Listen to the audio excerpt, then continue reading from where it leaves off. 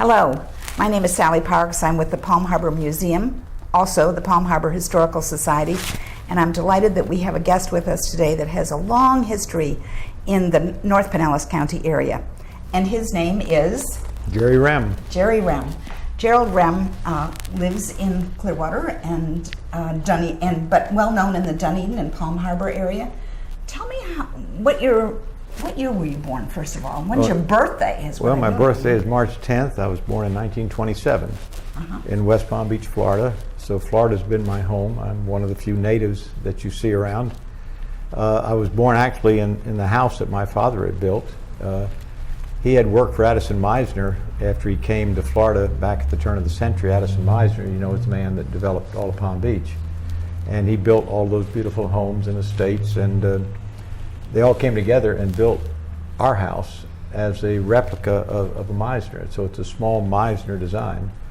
And so does that mean you were born with a silver spoon in your mouth? No, it was not, because there was a big thing called the Big Depression in those days. My father left Meisner, went into contracting on his own.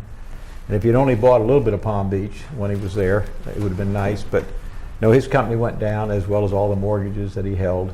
And it was quite a defeat. So I grew up well understanding dollars were rare, had no qualms about the charity that our family had to take to survive and how my mother did so well in those days.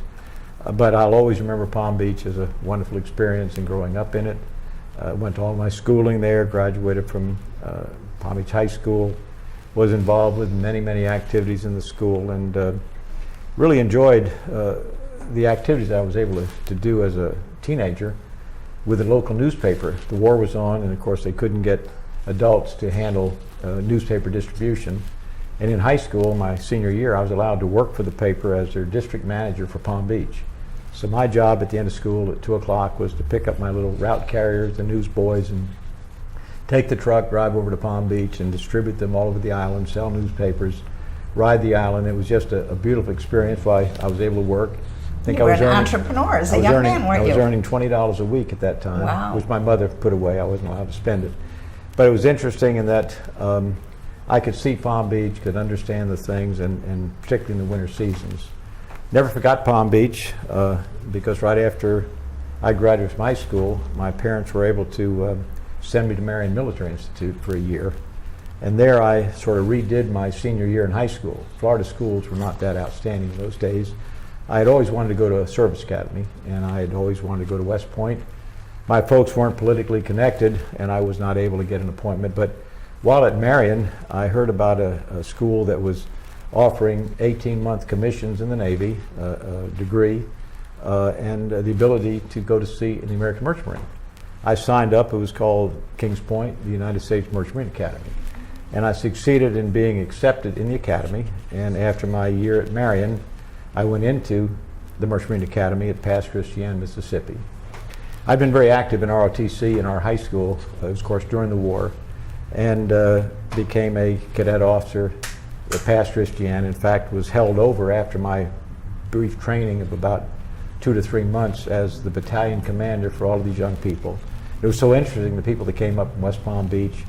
John Chestnut, who you may remember in politics, was there at Pass Christian. And he picked me out and started me along the course of being an officer following his ranks. And as you know, he was a very tall, good-looking guy in a uniform. Others came from West Palm, but that was a wonderful experience. I went to sea. I did go to sea during the war, so that I do have veteran status of having been at sea for a few days while the conflict was on.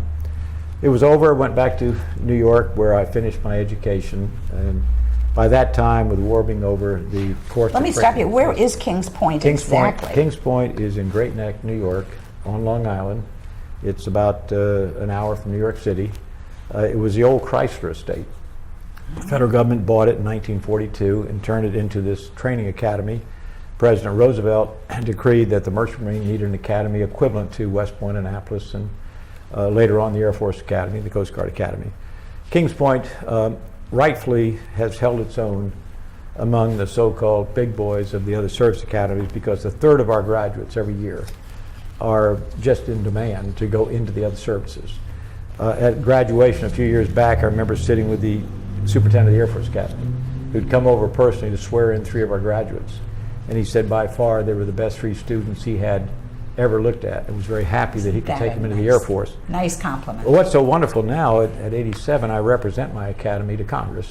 Well, that's what I was going to say. We need to kind of go through your life and jump to what you're doing now, because you've sort of come full circle with Kings Point, right haven't you? now I'm doing everything I can to give back to the academy the wonderful education I got, the experiences I got, because it was the leadership training that you get, the evolving of being in a service academy, not being an elitist school, but being in a school of folks that all came out of sort of blue-collar neighborhoods and wanted to be involved with the sea, going to sea. And of course I always loved that growing up in Florida, being around boats. It was just a natural thing. I think my mother used to call me a wharf rat or something like that. A wharf rat. Wharf rat for that. But getting back to Florida. But what does that mean? What do you do for Kings Point these days? Right now, I represent the Alumni Foundation, the 15,000 graduates, to the Congress.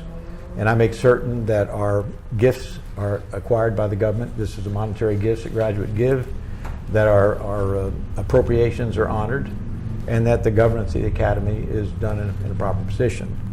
I was very fortunate in getting into this 15 years ago with Chairman Bill Young, who's a friend of both of ours. And Bill and I go back into politics many, many years, and I actually met him while his mother he asked me to serve on Congressman Kramer's appointment committee, who were making appointments to the service academies. Kings Point, by the way, requires an appointment by Congress.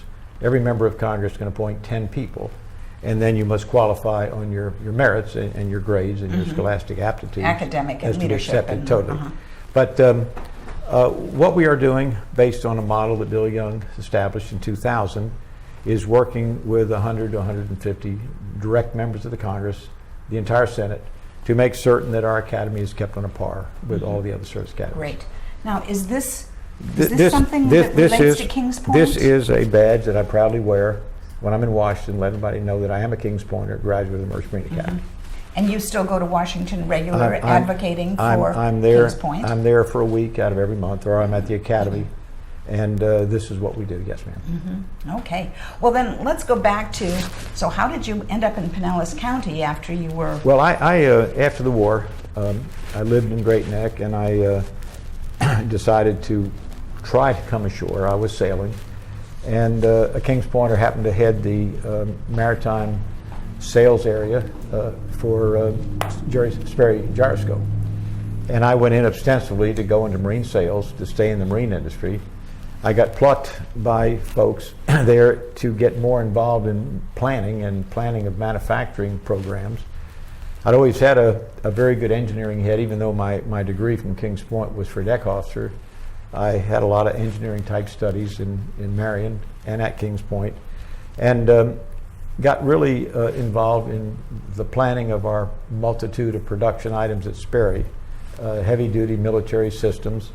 And I guess planning... Wait, now this was in Florida now, or were you still This was in Great Neck, New York.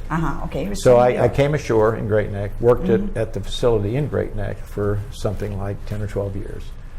In the process of Sperry Rand expanding throughout the nation, they chose to take the division I worked in and move it to Florida.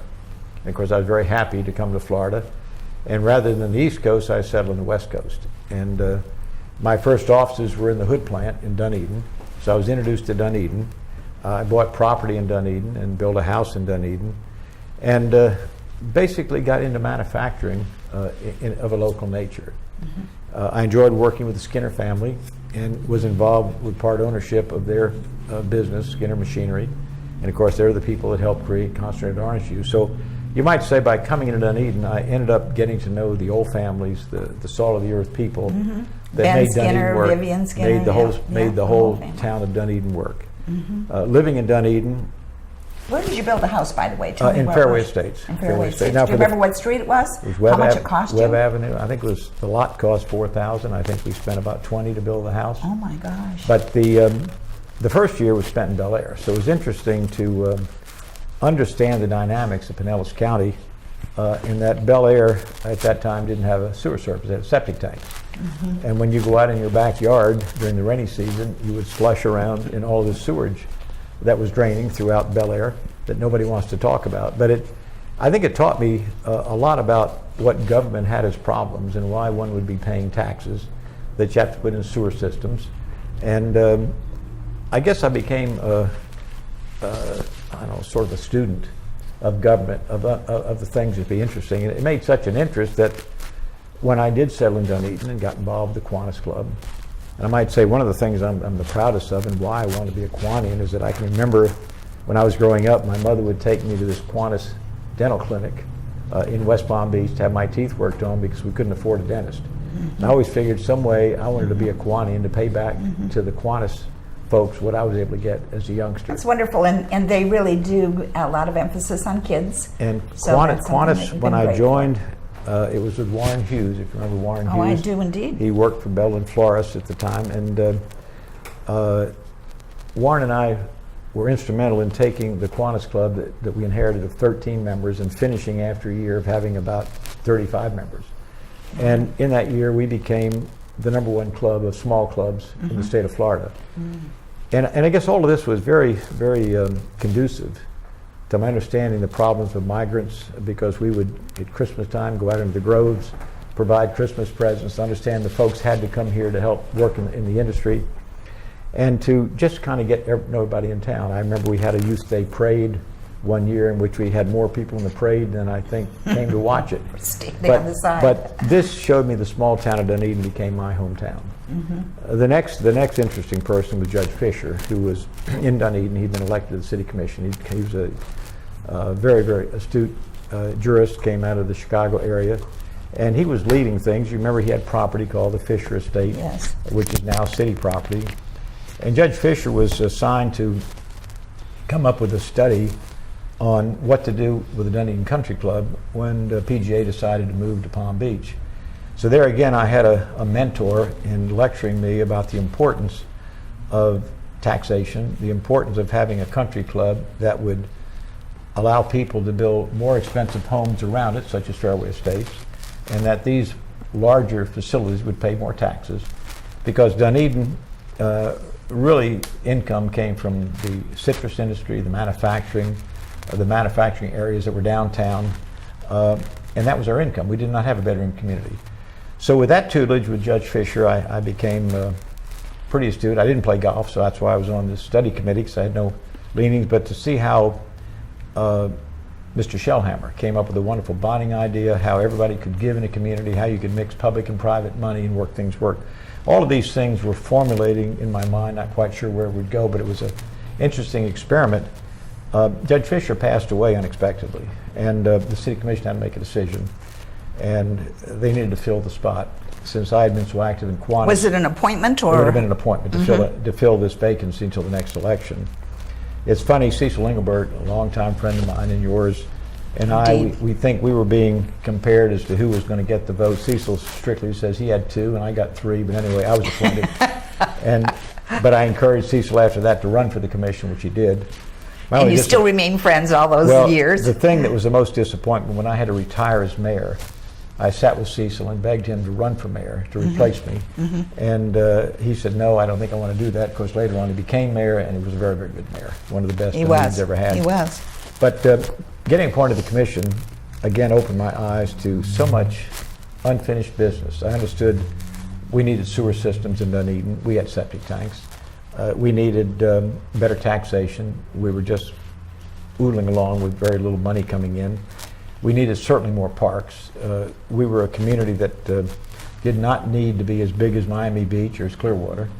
And we had such a wonderful layout of our lands. The Fisher Tract, the property there where on Michigan Boulevard we have the Arts Center.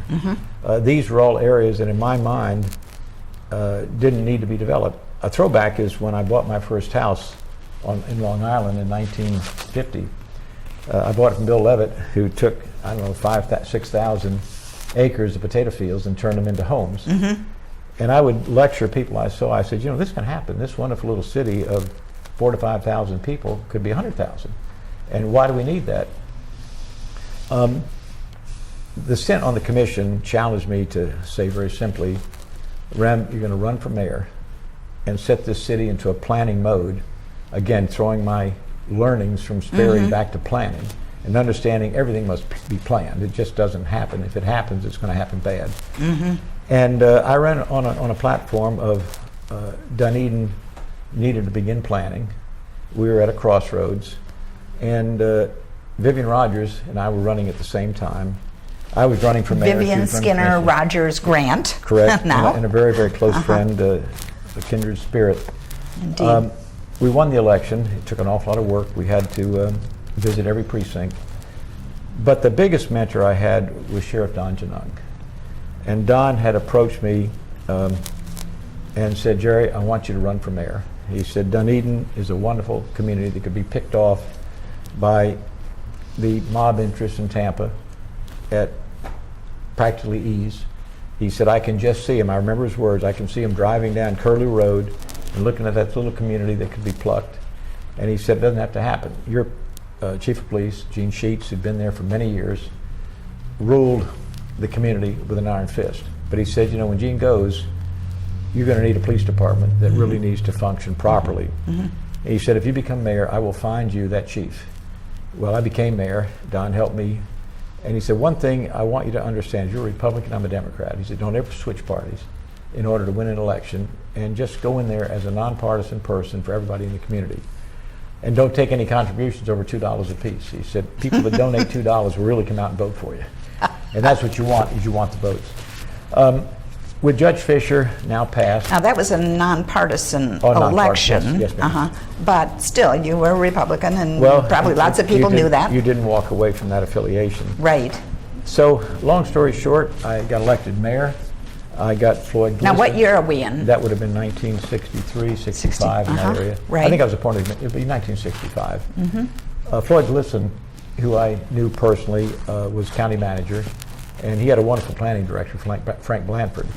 And we made a contract to hire Frank to come in and do for Dunedin what we call a plan for planning. I should have brought a copy of this morning. I still have 2 or 3 left, but this looked at everything in Dunedin. It was a wonderful document. When I look at all the folly-rol that goes on today, all the consulting studies, all the time people spend to bring folks in that don't know the community, Frank Blanford knew the community. Floyd Gleason knew the community. And we did a wonderful plan, and we laid out the ratios, the type of housing. And I guess our edict was we didn't want Dunedin ever to be bigger than 40,000.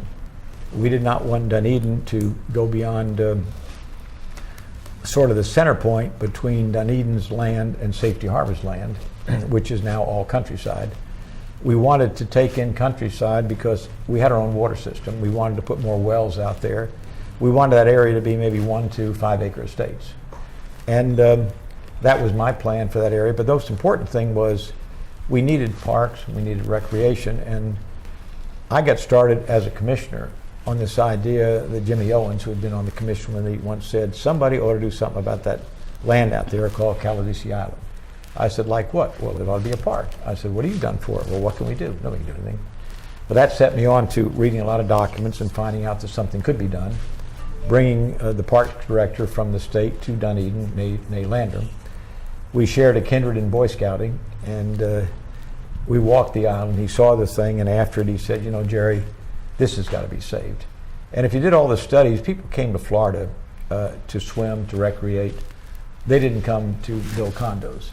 And with Clearwater Beach and its need to build condos on Clearwater Beach to support its tax base, Dunedin didn't need this. It seemed to me we needed more recreational area that would bring people to Dunedin. It fit right in with your whole concept of parks and open space. The whole thing came about, but it wasn't easy. Governor Kirk was, yes, ma'am. Jerry, so tell me a little bit about this whole thing about Caladesi Island. Yeah, it was a part of your parks plan, but then were you in a position to really do anything then? Well, I did it. I made my mind up to do something. And on presenting the proposal to the state, we were initially rebuffed by the St. Pete Times. If you remember Don Pride, who was a reporter back then, his father was on our fire department. And Don wrote this story about the commissioners went to Tallahassee to give away Dunedin, to give away this land to the state.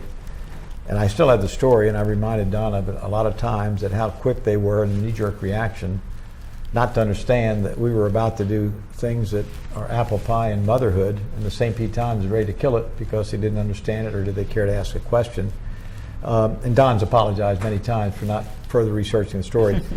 But we went up after Nate Landrum had been on the island with me, and as 2 Boy Scouts we said, hey, this thing is great. And Nate's role was in the state government? Director of the system of parks. He was the one that really laid the groundwork for the beautiful system of parks that the state of Florida has. We met with Randolph Hodges, who was head of natural resources, and Randolph gave me a lot of encouragement. Again, it was wonderful to meet a native of Cedar Key and to get to know some more of old Florida. He had been in the Florida Senate, had been president of the Senate at one time. And I guess through all of these things, I got to know a lot of folks. But the issue was we had to find out what the price value was on the island in order to acquire it or whatever. And this brought me back to Bruce Taylor, who I was working with at the time in real estate, getting my broker's license. And he brought together 6 appraisers in the county, and we sat down and over a period of a week determined that the value could be done on a comparable basis of sales by breaking the island into 5 different types of land. The waterfront, the next level back, the highlands, the pines, and then the mangrove side. And then it was simply a matter of getting comps for each of those 5 categories. With that information, we could come up with a value, which we did, was $3 million on comparable. Let me stop you for a values. minute. So what happened to the homesteaded property that the Betts family had? Had that been... Well, every piece of there abandoned? There was or? roughly 25 or 26 ownerships. Only a few of it had been homesteaded. It was the Goss family that had 40 acres. Okay. Governor Carleton had a major chunk of land. By then, the Arthur Vining Davis Foundation had a major chunk of land, and the rest of it was divided up among 20, 22 people in smaller lots. But once all this was plotted, it was a matter of sitting again with Governor Burns and then later Governor Kirk, at which time Governor Kirk said to me, he said, little old mayor of Dunedin, he said, I'm going to name this park number 1. This was after bringing him here, by the way, in a helicopter that Chairman Young had arranged. And now he said, go out and find the money and bring me back 23 signed options and we'll have a state park. Well, that was a unique mission. I was only 38 or 39 years old at the time, and I thought, well, that's a nice challenge of the governor's. I got a beautiful letter from him that I think I showed you. Yes. Thanks for it. And we're showing that on. But the big right issue now. was I did it, and I guess I wasn't smart enough that you aren't supposed to do things like this. As I talk to people today, and I've been in real estate, they said it would absolutely be impossible to get 23 different landowners to agree to sell their land to the state at half the value that you've shown them the appraisal, and that if everybody didn't give, there wouldn't be a state park. So it was all or nothing. How did you ferret all these people out? I mean, that must have been I just had to find them. an amazing story. Nay and I came up with one little bit of strategy, and I think you also have that picture with the Governor Governor Burns. Yes, with Governor Burns. Nay said, you know, during a lot of turmoil in Dunedin's history, where a causeway was to have been built from downtown Dunedin, where the Bon Appetit is, and go across the bay and make Caladesi Island Dunedin's own Miami Beach, and to develop it to its highest potential. There were those that wanted to connect Island Estates to Caladesi Island. There were those that wanted to connect the end of Clearwater Beach, Cariwell, to the island. And there were people who wanted to run a causeway, another causeway from Sunset Point Road, over Moonshine Island and connect Caladesi. So Caladesi was a wonderful place to connect to because it had much better land than Honeymoon Island, which was lower and bigger and more spread out. So everything was going to turn this into a development. And Rehm laid this all on the table and gave everybody their option. And it was amazing with Governor Carleton taking the lead and agreeing to the price tag, and Arthur Vining Davis Foundation agreeing to it. Woody Register was representing them. By then, the Honeymoon Island interests also had owned part of it. So those 2 gentlemen, of course, set the stage. The Goss family came along because their prices were right. A lot of the smaller people were difficult to deal with, but it took some 3 years to finally tie them all down. My last happened to be Norm B., who you may remember was a wonderful attorney in the area, owned a Christian radio station. I have to admit that I had to remind him of his Christian radio station, his Christian background. to get him to finally sign the last option that he had promised me he would sign if he was the last one, and he did. So this brought the thing together. Then we formed committees, and so, but the big issue was... So it only cost $3 million? I mean, in today's dollars, that's amazing. That was right. The actual price, the actual value was $6 million at best, and we came down with $3 million as to what some would afford to pay for it. Mm-hmm. In today's dollars, there was no way to put it together. I've become very, very close to John Howe, who is the mover and shaker now, seeing that a new tower would be built on Caladesi Island, mm-hmm. so that there can be an observation post. Mm-hmm. And as you know, John... As well as a fire tower. John, being involved with J&C Communities, right, put on a major function last year. I had not known John before that function, but I was invited to meet with him. And I think you were honored at that, weren't you? Well, I was. Seems to me that I And the interesting that. thing of that is I've now found in John a person I respect so much that I intend to turn over my personal files of Caladesi Island to. I gave him the option sheet, one-page option agreement. It's, my God, you don't write options in one page. I gave him the appraisal documents, the original worksheets of how we determine the values. And he's a student of history. And I did not want to leave these things in a museum in a back shelf or somebody walk off with them. So I have a whole file I'm continuing to put together. He'll have a notebook of how it all happened, where it happened, because this man is a genuinely wonderful guy who's worked hard for where he is, mm-hmm. and is going to keep these records in such a way that maybe others would be challenged to do the same thing instead mm-hmm. of taking the easy way out and sue for it, not buy it in a proper way. One of the things I think is horrible in this whole environmental scheme is how somebody can basically steal one's property by confiscating it, by setting it up that he can't use it, so they got to give it away. I would not enter into that negotiation, which is probably why I succeeded. We were above the table.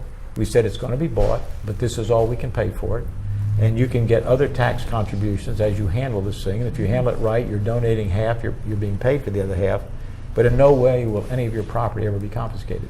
I think that's what allowed God's help to me mm-hmm. to bring this thing off. And I see in John the same sort of a person. Yes, and that's wonderful. And I know J&C Communities and that group has really been very helpful.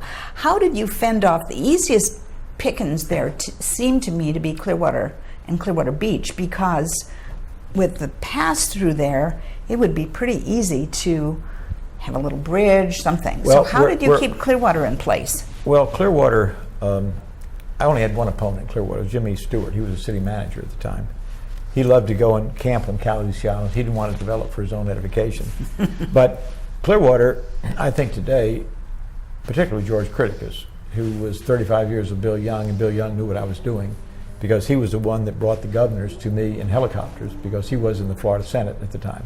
So George was there. George knew what was going on. And this sort of stuff was just totally above reproach. We didn't enter in any sort of a problem.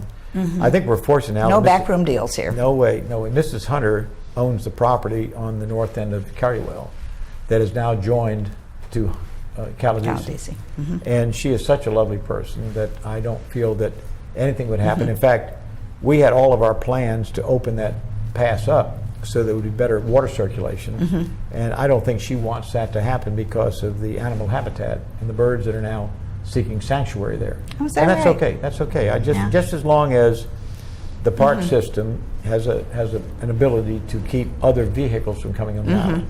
Just before we closed the island, a lot of folks did go out there and set fire to the island. And we had a major rampage of burning.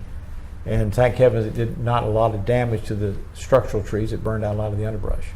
But there always is that potential. And that's why we need the rangers on that park at all time roaming, and we don't need any people setting campfires and walking away and leaving them alone. You just don't need to ruin the beauty.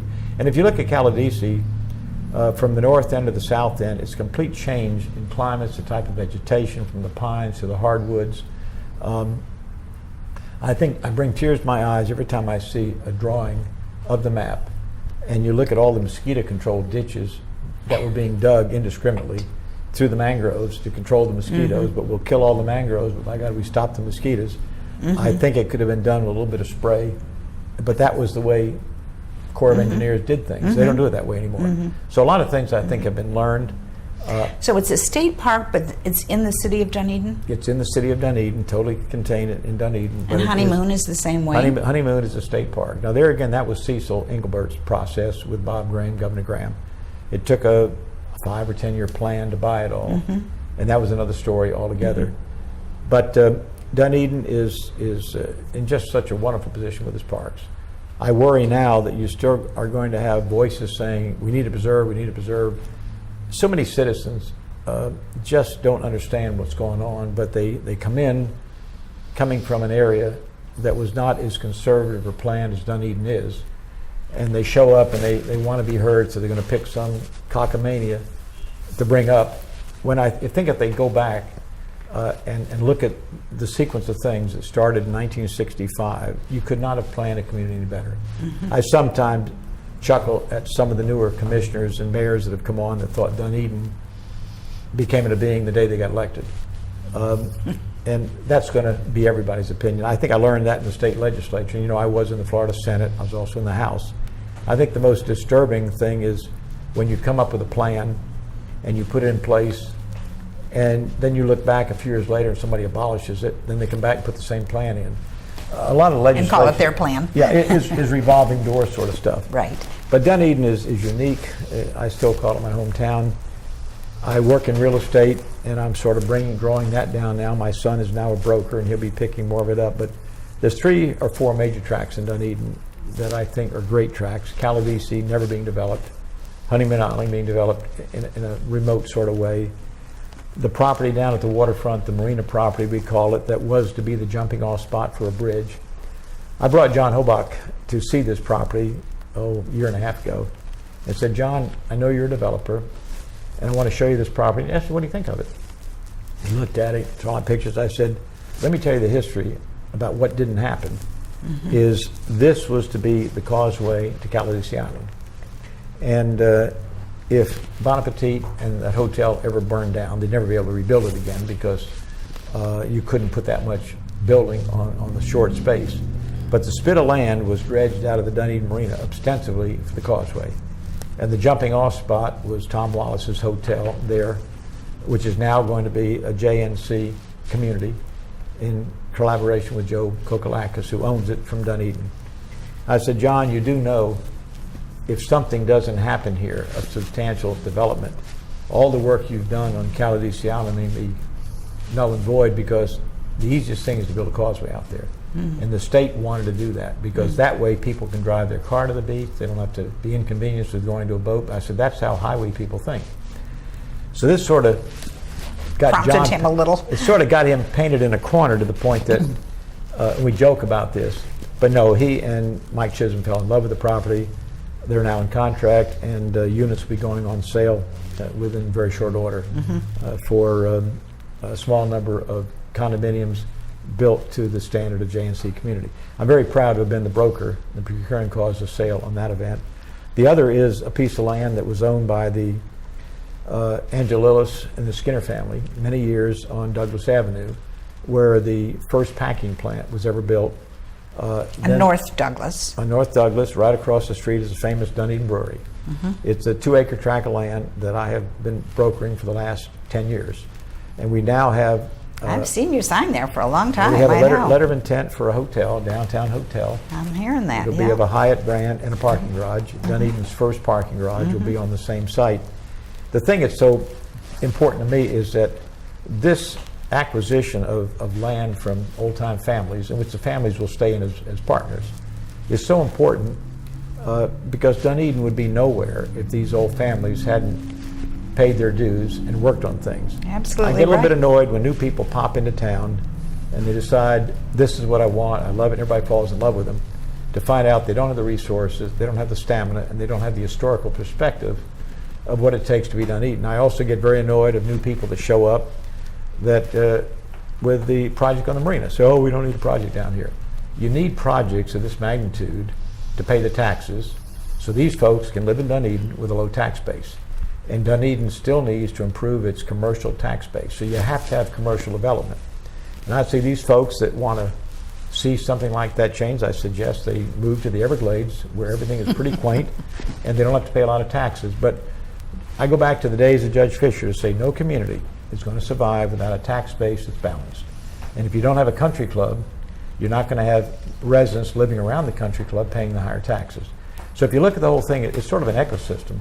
And I guess I learned this over the sequence of things, talking to people, Don Janung with law enforcement. Good student, I can tell you were. And so I considered I was an advocate of government. Never made any money out of being in government, but I enjoyed it.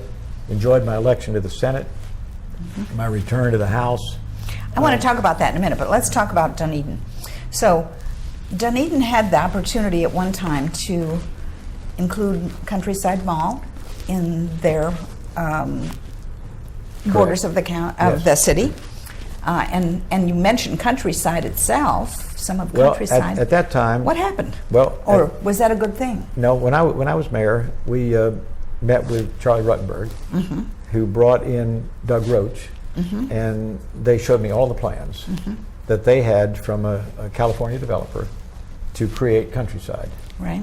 And I told them that Frank Blanford had advised us that our property line should go a lot closer to Safety Harbor, and that our property should go up to the ridge that connects, it's between Dunedin and Safety Harbor in that area, that we should go up to the ridge line so as to control our environment for our well fields.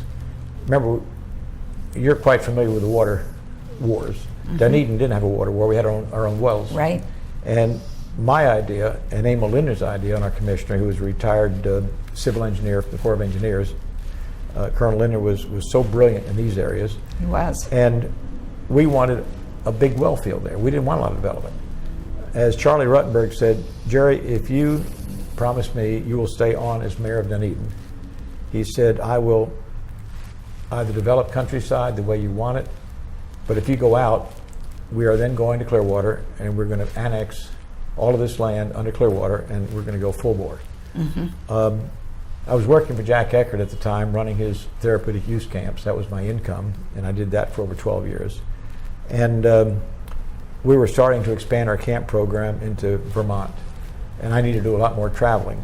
And in consultation with Jack, I decided I would drop out as mayor and have Emil Linder take over as mayor because he was on the commission and he was very astute. So we made that transaction. Emil became mayor. Emil sat down with Merritt Steerheim, and the decision was made. Merritt Steerheim was the he was city manager of Clearwater. And he made the decision that Dunedin did not have the finances to run the sewer system out through Countryside, to take on Countryside, to be a partner.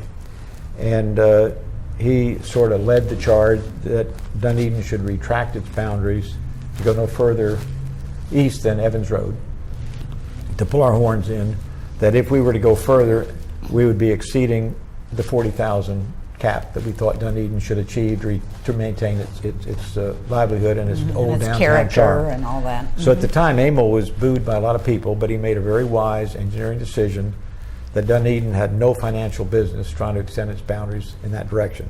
Charlie Ruttenberg, a fantastic developer, a good man, created it. If it had not been created, I think Clearwater would have been bankrupt, and Merritt Steerheim knew it. He had the sewer system set up. He had the sewer treatment plants. He just had to throw the lines in. Clearwater Beach was not producing the kind of revenue it should have been at that time. And old Clearwater, downtown Clearwater, with all of its varied communities, did not have that kind of a tax base.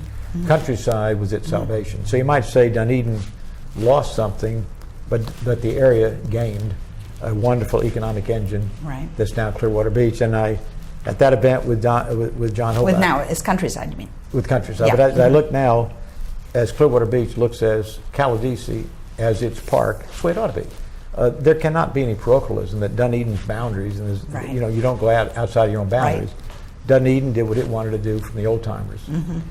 And I guess I felt like I was one of the old timers. I remember when I ran my first race, a few folks said, Rehm, I think you're just a plain redneck. And I said, well, I was born in Florida. I guess I am a redneck. But the thing is, I respect what these folks did. And I remember the days my family went through in Palm Beach, when my family, before I was born, was able to take cruises every year. My father was very well off as a builder in Palm Beach, and they lost it all.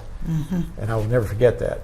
And Those kinds of things leave an impression, don't they? My impression was, don't get bigger than your britches, and money doesn't mean everything. Right.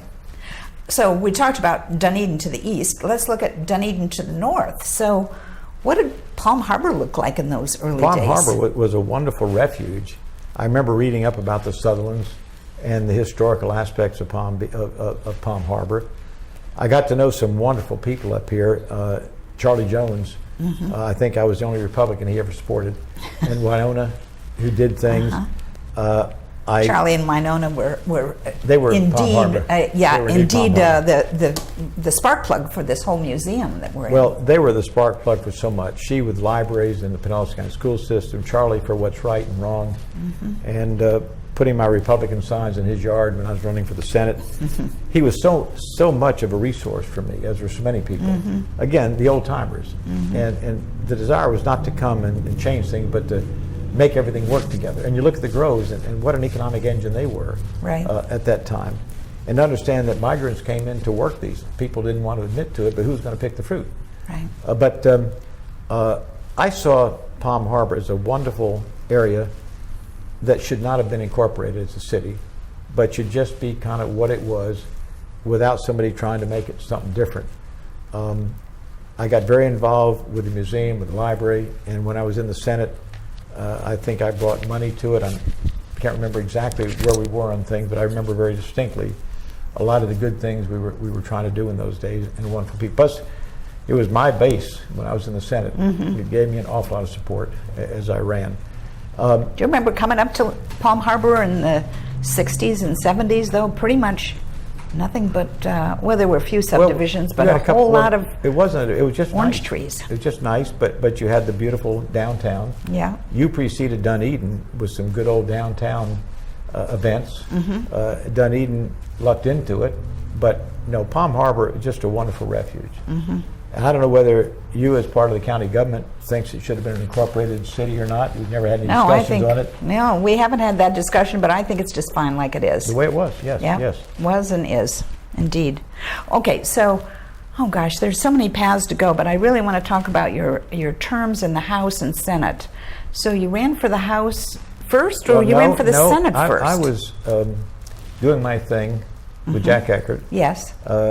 The man who had the office next door to me that Jack hired was a young fellow that he hired from the Republican Party of Florida called Jack Letvella. And he brought Jack in with the mission of converting the Florida legislature from Democratic to Republican. And Is that right? I never knew that I got to know story. Jack, and he was a young whippersnapper. He was so creative and so sharp. And I was running the foundation, and I say our offices were next to each other. And I always had wanted to run for a higher office, never had guts enough to do it. I enjoyed being mayor. I gave it up in my prime because I wanted to do the traveling for our therapeutic youth camps. That was important, plus other things that Jack was doing in Washington that I had to be involved in. And so we were part of the process of creating the Heritage Foundation back in those days. So we were in many things that we never talked about. Wow. Creating these Florida Council of Economic Development. That was another thing Jack and I created. I served as the first chairman, and then we did prison industries when I went into the Senate. But Jack sort of conned me into looking at this race to upseat Don Chamberlain, who was the Democrat in the seat, and he was president of the Teachers Association. And they wanted to switch that seat from Democratic to Republican. The only candidate was Dick Deeb, who had been in the Senate years back from St. Pete, part of a wonderful family of builders. Dick himself was very involved with the Contractors Association. His big issue was that we would have one licensing process in Pinellas County for all contractors, that each village or community would have its own, so that you could have universal and higher order of policing for construction. Right. And it would vary from community to community. That was his big thing. Plus, he was a little bit to the right of Attila the Hun when it came to schools and policing. I understand at one time he wanted to bring in the National Guard to take over St. Petersburg or something. He could have been hot at one time, but he was a brilliant, brilliant builder. And he had $50,000 in his campaign account. And Jack said, so far I can't get anybody in the delegation to run for this seat. And he said, I think you ought to run. And I said, Jack, I'm enjoying what I'm doing. He said, no, he said, I think you ought to think about it. Well, he whet my appetite, and the chairman of the Republican Party at the time, whose name I don't recall, said, you know, if you'll run. Mac Norton, wasn't it? No, this was was before prior to Mac? that. Prior to Oh, that. okay. He said, I will run your campaign, and all we need, you can do the job, there's no question. We think you can raise the money for the position. You just need name recognition. Well, I think everybody knew me pretty well in North County. I just needed name recognition in South County. And we started out, and I personally spoke to everybody in the delegation. I can remember Don Jones and Kurt Kaiser and all these others. Kaisers know I'm running for Congress. I don't want to run for the seat. Sandy Sapley's. Sapley, nobody wanted to run. Nobody wanted to run. Yeah. So I set about raising funds. And I said, you know, if I could raise $50,000, I could have fun in this race. Could probably win it. Now you would run against Deeb in the primary. It was a primary. Having grown up in Florida, knowing Buddy Dickinson, knowing every governor that we had on a personal basis, and folks coming into Dunedin and all the things we did with Caladisi, I mean, there was an awful lot you could write a lot of good stuff about. Plus, Jack was pretty creative in terms of advertising materials. Over 3 weekends, I raised $50,000. Wow. Calling my friends. Wow. And I started with the medical community. And of course, you know the doctors. And I always remember the one I love is Erwin Entel, who's such a mover and shaker in the Art Center now with Sid. But I called Erwin and I said, Erwin, you know, I think you should run for the Florida Senate. He said, why do you say that? Because I think you could win. You're well-heeled, you could do these things. And I said, I want to contribute $1,000 to your campaign. I'll be your first contributor. And then I'll get behind your campaign, and I guess you're a Republican, you could run for this whole thing. His answer, this was on a Sunday, his answer was, Jerry, you're crazy. He said, what do you mean I'll run? He said, why don't you run? I said, would you contribute $1,000 to my campaign? Of course I would. Well, that was my first $1,000. And I said, now, Erwin, nice technique. I haven't heard that one before. I now need $5,000 more. We hit Jimmy Norton, we hit everybody. I had $5,000 from the 5 most prominent doctors at Nice Hospital. And you know, I was on the advisory board at Nice. Right. But usually not very generous with political campaigns, so that's really great. At the end of that first week, I went to the Florida Medical Association. I said, I have $5,000. I need a grant. I need you to match it with another 5. Where did you get it? I named the doctors. He said, that's impossible. I said, no, I got it. I got it in my bank account. I had $10,000 towards my 50. I never went anywhere that I didn't elicit funding. And I would offer anybody, if you want to run, you know, you can have the campaign. Nobody wanted to run. So everybody sort of opted out because Deeb was so fearful. We beat Deeb, and we didn't beat him by a lot, but we beat him. And he was so very upset, and that we had to do a second count, which I went along with. I think his wife was more upset than he was. And we became good friends. And I said, Dick, the one thing I want you to know is my first piece of legislation is going to be this contractors and builders. And I want you up there, and I want you sitting in that seat. You've been in the Senate. You sit in seat District 19 while we vote that bill. Will you do that for me? Dick came. He loved to sit there. And why would I have animosity towards him? I really worried later on, because Bill Young and he were very close friends, that I'd taken him out. But the point is, I thought I gave everybody a chance. Kurt, unfortunately, lost his election to Mike Bilirakis for the Congress. And Kurt was just so unhappy. Kurt Kaiser. He was so unhappy with this. And again, we were personal friends. Well, Kurt had to run against me after my second term. I was running for the third term. And as I told him, I wish I'd have known you wanted the job so bad, Kurt. I would have let you have it. But anyway, he won.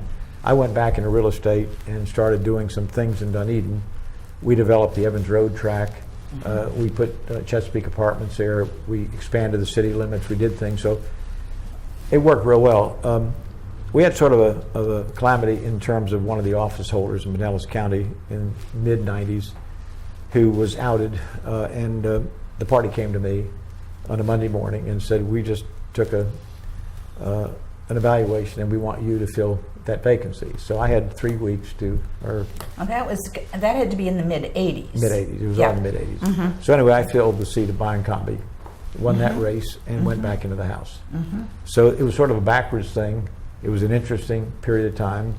There again, Charlotte Hicks, who was my very, very good second in command in both in the Senate and the House, I had wanted her to run for the seat. I thought a woman should go into the legislature, and she ducked out on me at the last minute, so I got stuck running for the third time. Trish Muscarella, whose father wanted her in the legislature so bad, and they got a good friend, ran for the seat and took me out in the primary, which was okay, and then she went in for one term.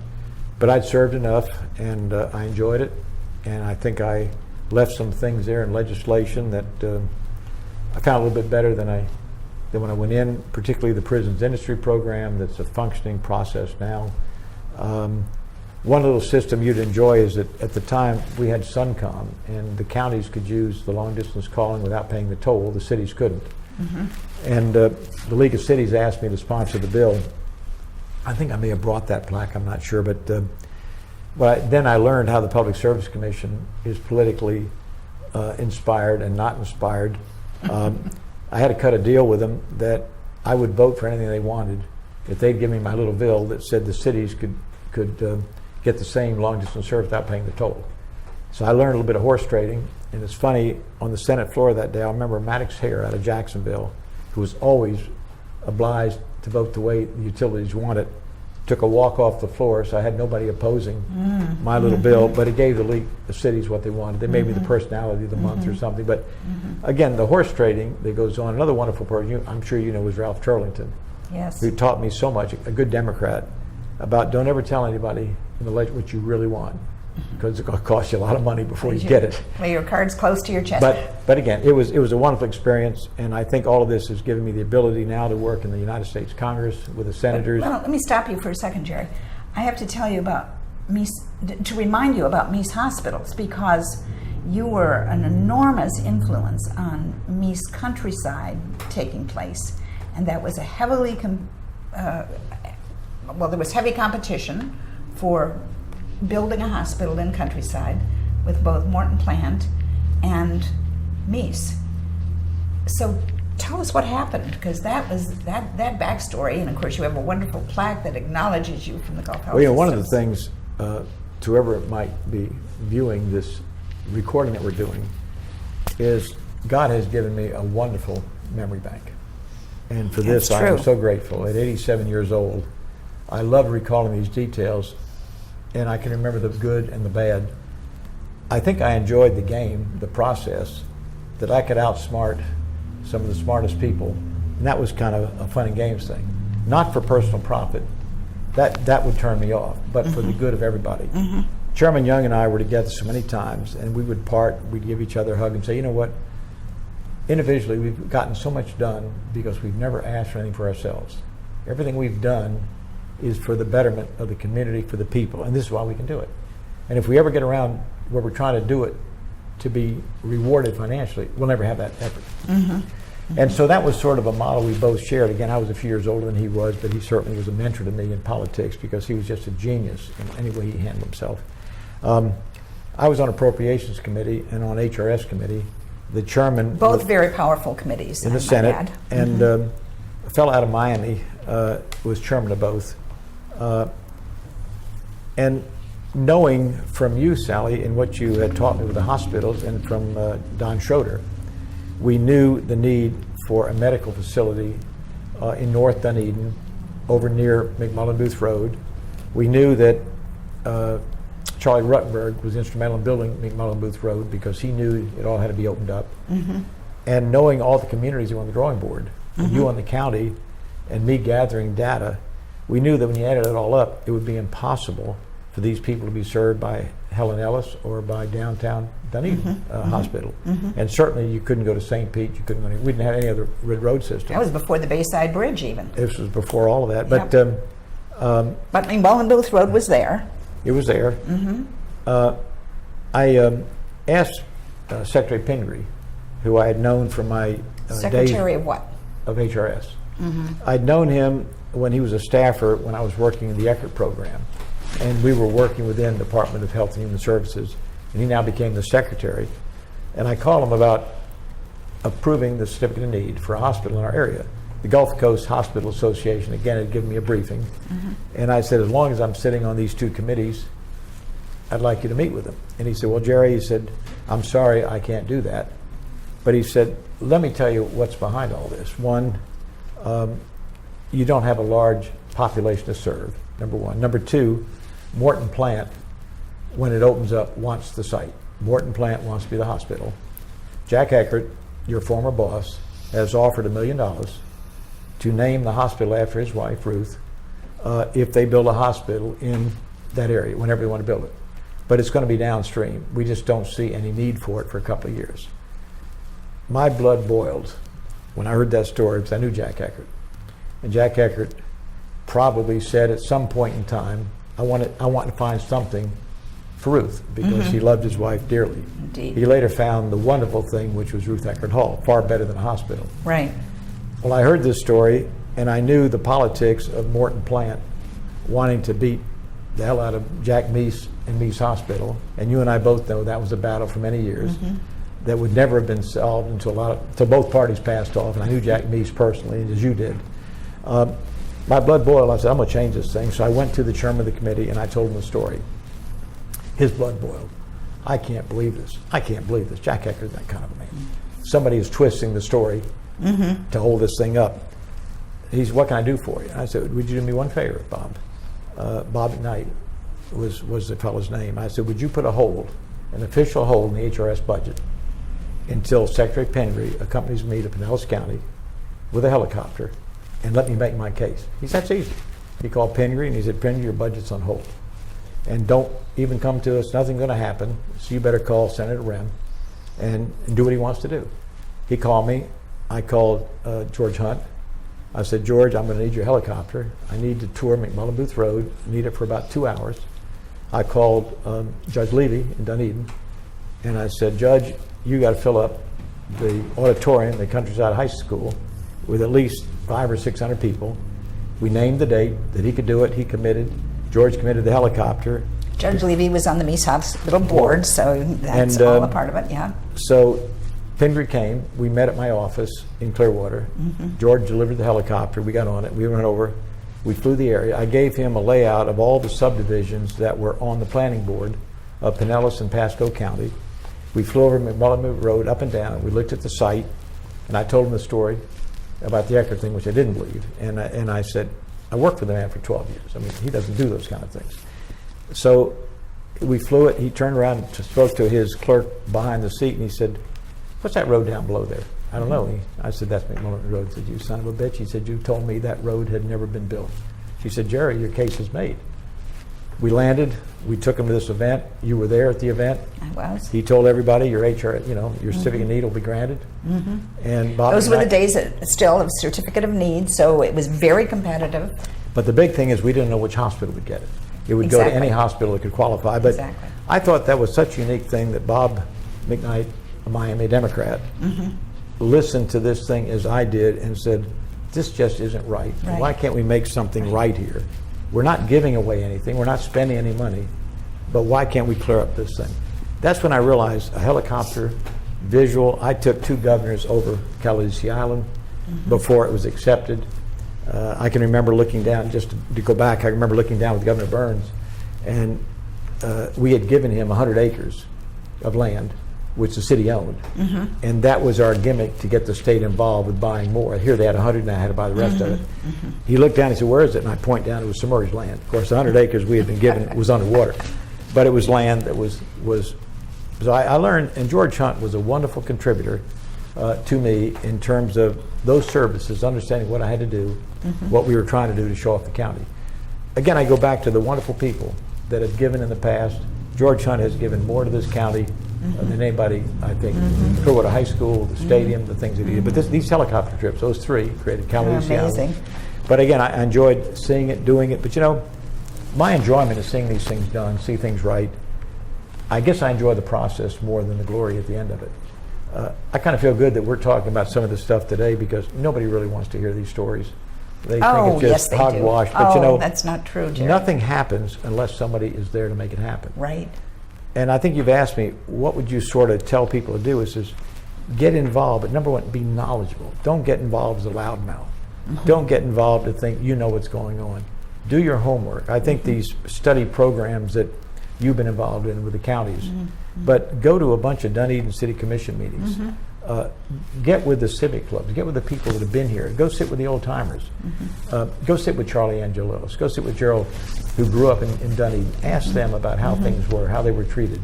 as to why their land isn't the best piece of property to build a parking garage in downtown Dunedin. I've been 5 years trying to sell this point to everybody. It's coming. It's coming. Well, my son finally got the city to lease this land as a parking lot, to understand it's 85 spaces, filled all the time. 2 years ago, the story was nobody's going to walk 500 feet to park there to go to downtown. I know. Everybody walks a lot more than 500 feet. It's healthy to walk 500 feet. But I'm saying is that if people want to see something change, they got to make it happen. Right. State government doesn't make it happen. Government doesn't do anything. Bureaucrats do nothing. Elected leaders, with this cry, throw them out after 2 terms. That's ridiculous because now the bureaucracy is allowed to run things. Bureaucratic people, in generally, don't come from free enterprise. They get their salary every day whether they work or not. They don't understand that how to make a payroll. The small merchants in downtown Dunedin know how to make a payroll because they got to make one every week. And I would say you can make things happen if they're true, if they're honest. It's not to put something in your own pocket. Jerry, did you know Al Boyd? Oh yes, very well, very well. Al and I. Tell me about him.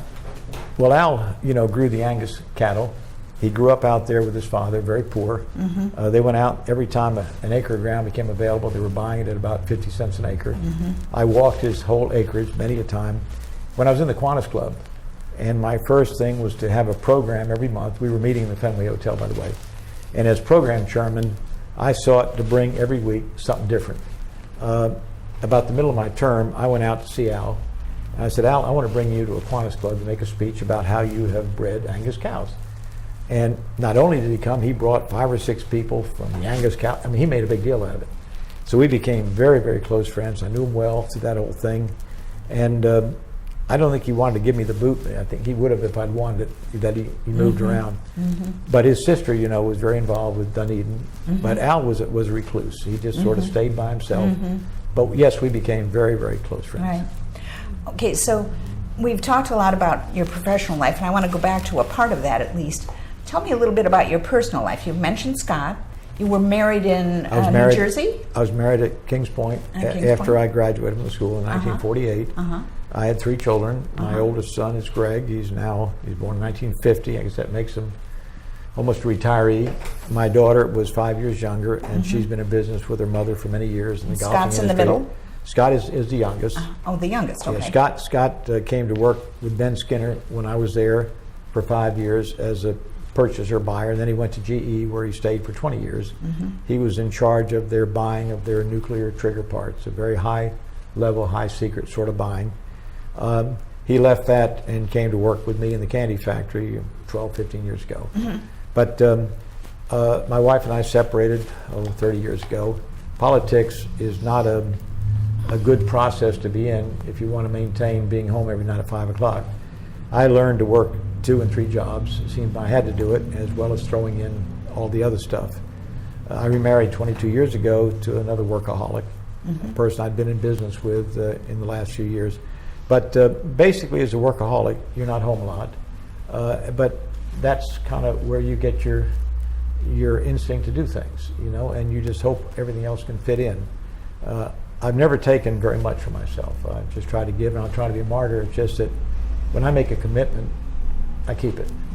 And these things I'm doing, I think for the betterment of a lot of people, have had a priority over my personal life and my ability to enjoy sitting in a rocking chair. As I tell my wife, I'm not going to resolve the rest of my life in a rocking chair. I've only got 15 years to live, and I've got a lot of more stuff to do. So I want to talk about the candy factory. Well, let me just throw one more person in that Yep. I've become very close to. In working with the United States Senate, Roger Wicker from Mississippi is a good friend because his best friend from Mississippi and I were classmates. Had a wonderful meeting with Senator Bozeman, Senator Nelson, our other good senator from Florida. But Orrin Hatch is one of the people that I have studied and wanted to get to know because of the wonderful way I've watched him conduct himself. If the Senate flips and becomes Republican, he'll be the Speaker pro tem or the President pro tem of the Senate. I've always wanted to meet with him, and there's King's Pointer, who's his personal assistant. He arranged that meeting just last month. We had 30 good minutes together. And as I told him, I've just never admired watching anybody work in such a high office, chairman of judiciary, a leader in his church. And when we had these terrible hearings on Obamacare that were so hard to understand and to justify, and all the confusion in the press going one or the other, I watched him with Catherine Sabellis, who I've had a chance to get to know and meet, and how well he conducted himself by saying to her, "Ms. Secretary, I want to help you. I want to work with you. You're working with a product that's going to be impossible to make work. But aside from that, I want to help you. I want to work with you." Not talking down to her. He's a tall man, taller than you think. And she is such a frail-looking sort of a person. I watched that exchange, and I always want to tell him how proud I was of a politician that I would like to emulate, even though he's younger than I am. We had a wonderful meeting together. I got a wonderful letter from him. And I remember telling him, "I'm only going to be around another 15 years, Senator, and I want to get to know you a lot better." He said, "The door's open. You know, your Kings nice? Pointer friend is here." Yep. But I think this is the thing, that if you can pick those folks that are handling themselves appropriately and try to model after that, don't go out and be a maverick, but try to do the things they do, you'll enjoy what you're doing. And maybe you don't have the home life you want, but you still have a satisfaction that you're doing God's work. Right. Okay. So, the candy factory. How did you get involved in a candy factory? After I left the Senate, I formed a little consulting business, 2 other people. They were in their 60s, I was in my 50s. I guess they were in their 70s, I was in my 60s. One was a sociologist. One was a very, very astute accountant with Price Waterhouse. And his whole job was working on these companies that were going to go public. His name was Ed Human, I'm sure you know him, the Dunedin Country Club, and his wife. Ed and I would go into these businesses that Park Bank had foreclosed on. So we had a contract with Park Bank to look at business, see if we could turn them around. And we did this for, I don't know, year and a half. It was very lucrative in that we were working at half the price of the consultants in St. Pete and getting a better job done. So they saved a lot of money, and we had 5 businesses to run. We went to work for FDIC when the bank finally folded, and very frankly, if I'd had another year, I would have saved every one of the 5 businesses. But Ed was great with this, and he had a good friend here, a fellow named Merkins. And Merkins are the best known people in chocolate in the world. Harvey Merkins lived in Dunedin and was part of the Dunedin Country Club. So when we found out that the 6th business that Park Bank had was a little candy factory that had come down from New Jersey, Kruger Candy, had collapsed, and we could pick it up, he and Harvey Merkins said, "Jerry, let's do it." And Harvey knows candy. He knows about Kruger Candy. They make a saltwater taffy in a thing called a mint. I think they called it an angel mint. So anyway, we 3 went and we looked at the product. The business had been closed in Largo. I looked at this old machinery. I mean, it was a filthy place. It was down. The man had run out of money, and some of the folks in Park Bank were not too honest. They went to jail for it. They loaned him money that they very well knew he couldn't pay back. So they loaned him enough that they could take him down. When they took him down, they didn't want the candy business, they wanted the land. He'd come down from New Jersey, Wildwood, New Jersey, very naively bought a wonderful tract of land in Largo on Brindary Road, on Belcher Road. Had the little candy factory in the front, but they didn't want all that. They wanted the rest of the land. So they took him down. He couldn't pay the loan. These 2 directors went to jail for basically stealing his asset. But there was this little building with a candy factory. So doing this work for Park, I said, well, can I have some time to think about this? So I brought in Harvey, who knew candy, Ed, who knew business, and we agreed we'd take this thing over. We'd hire the former owner. And but I had like 3 months to move it. That got me into the candy business. With that, I watched a product being run for Morrison's, which was the Angel Mint. I watched this old machine that was built in 1915, the original piece of equipment ever built for candy. It was brought down from Wildwood. And So you actually made the angel mints too? I mean, they're so well known. No, that machine made this piece of candy. We now have 4 of those machines. I've searched the nation. There's probably 20 of them left, and I have the 4 of them that work. This piece of candy. Tell me about that candy. This candy goes back to favorite. 1919. We have now trademarked it. We've promoted it. We make a smaller size, a smaller version, which is about 2/3 of the size. Bill Young has had it in his office for 10 or 15 years. He introduced it to President Bush and said, Mr. President, you need this on your airplane. And for 8 years, it was on the airplane as a George Air Force W. One. Bush Angel Mint. And everybody loved it there. But this is now available all over the nation. It contains peppermint oil, the strongest peppermint oil that one can buy. The oil comes from the Pacific Northwest, where with the humidity, you get a good oil. It's not imported where other people do it. It's not a flavoring, it's an oil. So with that oil, folks who are suffering very maladies like irritable bowel syndrome, some forms of upset stomach, something to mask the taste of chemotherapy, the peppermint oil does it. Any study that I've ever read, peppermint oil is a natural ingredient for lots and lots of quasi-medical uses. It's not a drug. It's a palliative therapy process. The gentleman who created this came up with the idea of cooking this sugar to a very, very high temperature, just under 300 degrees, and turning it into a liquid. Now the sugar's got to be good. It can't be beet sugar. It's got to be good sugar like that comes out of the Everglades. I got to know the Fangel brothers, and we get the best sugar. It's cut after the initial cuttings. We've been doing this for 30 years, and we have engineering specs on every bag of sugar that comes out. It's now Domino or Florida Crystals, and we know that there's very little starch, very little ash in the sugar. We pay more for it, very frankly. Whatever the market is, we're at the top of the market price. You can get Mexican sugar, you can get odds and ends, you can get beet sugar, but you're starting with the best quality in sugar. You cook it at a very, very high temperature. It's cooked on an old-fashioned gas stove, cooks for 45 minutes. It's put on a cooling table. The cooling table is cooled by the reverse operation of an ice machine. That is, instead of making ice, we're cooling the water. So we are not wasting water. We're circulating water from the ice machine under the table. So when this piece of candy is poured on the table at like 200 degrees, it can't be touched. So it's got to be cool, and it's like a great big sheet of glass as it lays on this 3x6 cooling table that we buy from Savage Brothers. We had old cast iron. We now have stainless steel tables. This lays there, and then as it starts to cool, the operator, without gloves, and my son got an exemption from the federal government. This is the only kind of an operation you can do without gloves, because you got to feel it like a baker feels. They feel this as it is cooling, and they will flip it up in the air. And if you go to the website, www.angelmint.com, you'll actually see this big sheet of glass being flipped, cool. It's 30 pounds. And when it comes down to a temperature just below 100 degrees, it can then be picked up and put on the puller. While it's on the puller, you introduce the peppermint oil, and you pull it into the puller. You aerate this at the same time, but you're now adding the prime ingredient, which is going to do all of the good things for you. Now, because this sugar is cooked at a high temperature, you have about 20 minutes to get this mass, it's a liquid mass, into a wrapper. The wrapper then gives it form. This machine was designed to wrap saltwater taffy in 1915. The creator of the machine was able to adapt it to wrap cellophane. We have that machine. We have one machine that I found in Pennsylvania that had only been run for a few hours. The company went fat belly up. It cost me $4,000 to get it out of this old building. But it was a machine that had no wear and tear.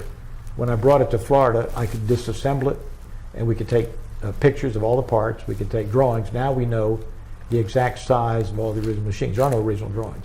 So all four of our machines all run the same way. But you can only cut candy with sugar this thick at about 120 pieces a minute. I've always been looking for the big boys to try to take on my product, but they can't, because you can't cut sugar that fast. You can't mass produce this. The closest to it is in the border of Atlantic City, where they use invert sugars, and they keep it soft. They don't bring it to our consistent, where it's going to melt in your mouth. As I've taken this to oncologists and other doctors, the amount of sugar here is not going to cause any problems to people who are saying you can't have any sugar in your system because you might be diabetic. But it melts away so fast in your system, and then you're left with the oil. And friends of mine, engineers who have been undergoing chemotherapy, tell me that one of these mints will absolutely deter the bad taste for at least 45 minutes. I've heard that as well. So we are trying to get, if you read our testimonies, we're trying to get this all throughout the country. All the ingredients on the back, the sugar is 8%, the carbs are very small, and that's it.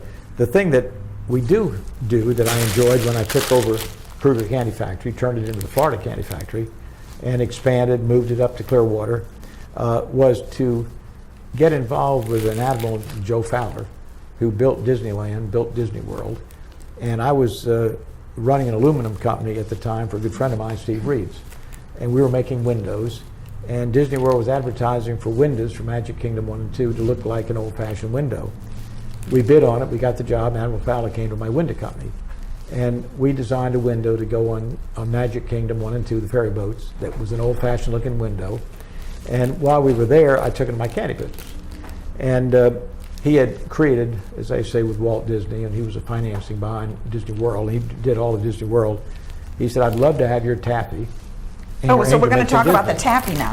Let's And talk then- about that because it's so Now, the mints fantastic. were also a Mickey mint. We took them Okay, into Mickey Disney World mints. as a Mickey mint. Uh-huh. We had a George W. Bush mint. We had a Mickey mint. We had a Bill Young mint.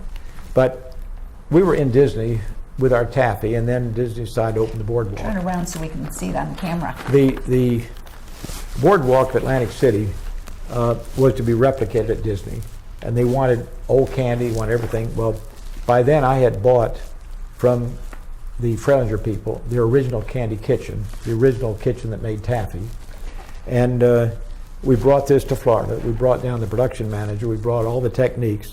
So we brought down from that how to make taffy the original way. At the turn of the century, taffy was trying to be sold. Nobody would buy it. During a storm, some salt flipped up on it, and they suddenly renamed it saltwater taffy. There's only a pinch of salt in it, just for traditional sake.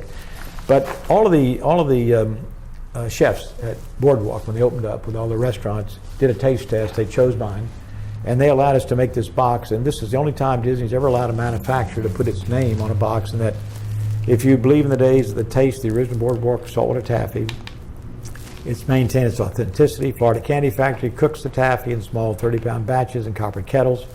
And we made it the original way. We now cook it in 270-pound copper kettles. It has not changed the taste. But this was the original candy box in the candy store at the Boardwalk Taffy.